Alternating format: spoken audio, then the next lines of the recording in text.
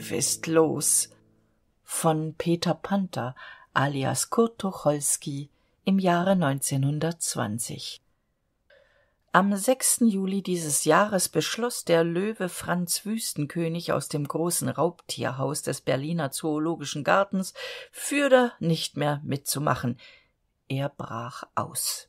Das machte er so, dass er gelegentlich der Reinigung seines Käfigs durch den Oberwärter Pfleiderer in den Nebenkäfig gescheucht, das Schließen der Verbindungstür durch Dazwischenklemmen seines Schweifendes geschickt verhinderte, die Reinigung abwartete, sich dann mit Gebrüll Nummer 3 auf den ahnungslosen Pfleiderer stürzte, diesen über den Haufen rannte und durch die offenstehende Käfigtür das Weite suchte und fand.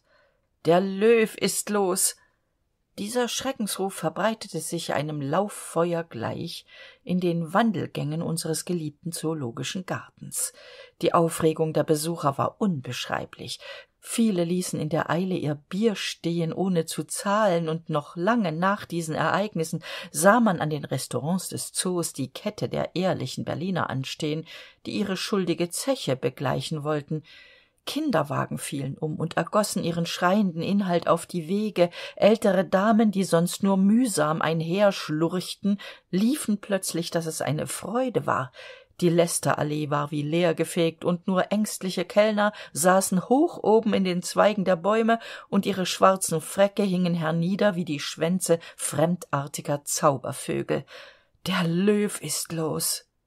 Hastig stürzten die aufgeschreckten Menschen auf die Straßen, und ohrenbetäubend verkündete auch dort ihr Geschrei: Der Löw ist los, und seinen Apostroph hat er auch mitgenommen. Die Wirkung war furchtbar. Wüstenkönig war noch damit beschäftigt, gedankenvoll und langsam in der leeren Waldschenke die dort aufgehängten kleinen Würstchen zu verzehren, da standen draußen schon ganze Straßenzüge auf dem Kopf. Die gewöhnlichen Leute stürzten haste was kannste über Rinnsteine, Hunde, Babys, Aktentaschen und dicke Damen, die nicht weiter konnten. Die minder gut gestellten Schichten der Bevölkerung machten sich die Situation rasch zunutze. Sie kauften die an die Bordschwellen gespülten Strandgüter der fliehenden Alabais und eröffneten damit an den Ecken einen schwunghaften Handel.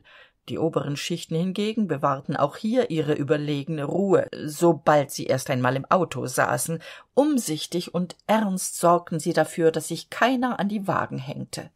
Die Droschkenkutscher schlugen augenblicks um das 18-fache auf, zum ersten Mal in Berlin, ohne den Polizeipräsidenten um Erlaubnis zu fragen. Es war ein Höllenlärm. In der Mitte stand starr und stolz ein Polizeiwachtmeister, turnte ägyptisch und regelte den Verkehr, und der Verkehr blieb stehen und sah zu, wie er geregelt wurde, und war sehr stolz. Es ging zu wie in einer getauften Judenschule. Der Löwe Wüstenkönig war inzwischen mit den Würstchen fertig geworden. Er brüllte nach dem Kellner. Keiner kam. Unwillig mit dem Schweif den kleinen Alltagsreif schlagend, begab sich Wüstenkönig ins Freie. Das majestätische Tier schritt würdevoll dem Ausgang nach dem Kurfürstendamm zu. Berlin war aufgestört wie ein Ameisenhaufen. Alle Telefone klingelten mit einem Male schrill auf, aber es meldeten sich nur die falschen Verbindungen. Die einzigen, die den Kopf nicht verloren, waren die Damen vom Amt. Sie verrichteten kaltblütig ihren Dienst in gewohnter Weise weiter, und so bekam niemand Anschluss.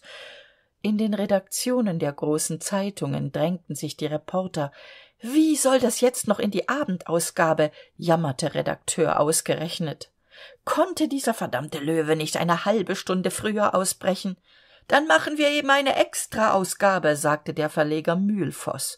Und Extraausgabe, Extraausgabe, hallte es durch das Haus, und die Setzer klapperten mit den Winkelhaken, und die schweren Rotationspressen setzten sich rasch in Bewegung. Die Börse nahm die Nachricht vom Ausbruch des Löwen verhältnismäßig gefasst auf. Haben Sie schon mal eine Nachricht gesehen, die die Börse nicht gefasst aufgenommen hätte? Momentan währte fester, Geiste leicht angezogen, Brauereien flau, Jakob Goldschmidt immer obenauf, Herbert Gutmann repartiert, heute fest. Im Reichswehrministerium tagte gerade eine Unterkommission des Untersuchungsausschusses zur Nachprüfung seiner eigenen Unentbehrlichkeit, als die Schreckensnachricht eintraf.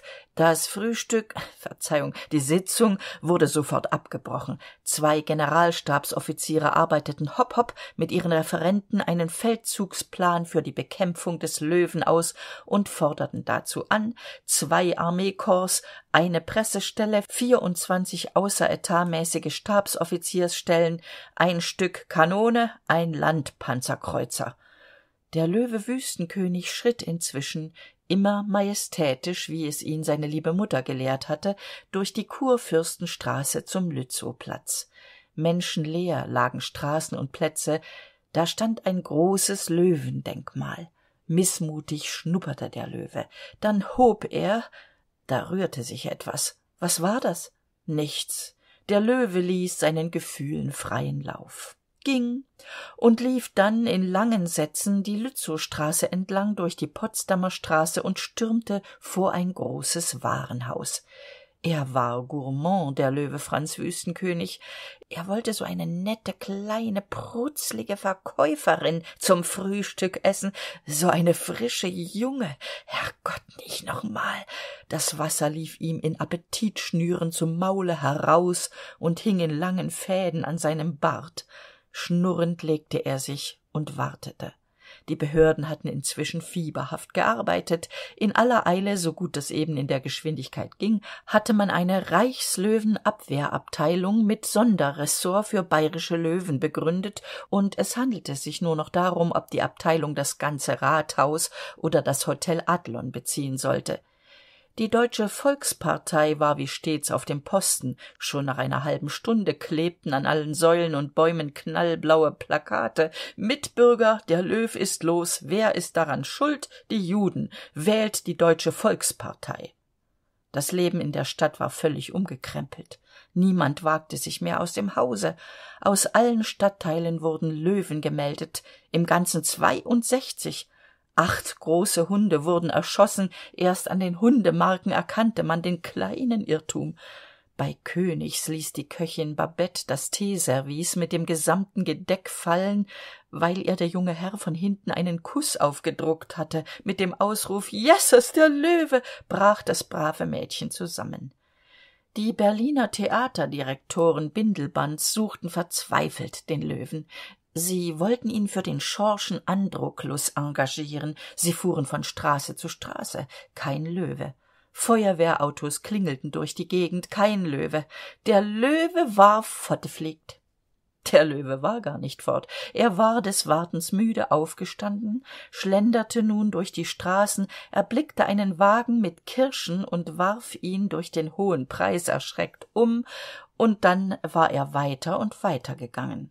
Also das war Berlin, dieser traurige Haufe von Steinkästen und schnurgeraden Straßen, die alle ein bisschen unsauber aussahen, das war das Weltdorf Berlin.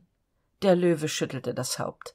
Da hatten ihm die Spatzen im Käfig wer weiß was erzählt, und wenn abends vor der Fütterung aus dem Raubtierhaus, ja aus dem ganzen Zoo ein Schrei aufstieg, »Swaboda«, Russisch ist nämlich das Volapük der Tiere, und dies heißt so viel wie Freiheit, dann meinten alle, die ja zum großen Teile ihre natürliche Heimat nie gesehen hatten, gar nicht Afrika oder die Kordilleren oder Indien, der Schrei hieß Berlin.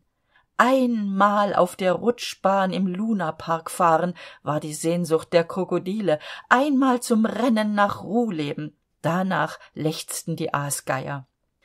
Einmal sich in der Bar wälzen können, träumten die wilden Schweine, Abend für Abend. Und das hier war Berlin, das war es? Wüstenkönig schüttelte nochmals das Haupt. Und da rückte es heran. Die Feuerwehr von der einen Seite und die Gebirgsmarine der Reichswehr von der andern, Kinooperateure und Leute, die bei allen Premieren dabei sein müssen, Journalisten, Damen der ersten besten Gesellschaft und die Bindelbands. Da rückte es heran. Und das Erstaunliche geschah, dass sich der Löwe Franz Wüstenkönig, der Beherrscher der Tiere, die Majestät der Fauna pp., ruhig abführen ließ. in seinen Käfig zurück, in das große Raubtierhaus des Zoologischen Gartens. Und als die Tür hinter ihm zugeklappt war und ihn der Oberwärter Pfleiderer vorwurfsvoll angeschnupft hatte, und als sich der ganze Schwarm verlaufen, da senkte der enttäuschte Löwe den Schweif, den er bis dahin glorios nach oben getragen hatte, streckte sich still der Länge lang hin und sagte mit Wärme und Überzeugung: Nie wieder.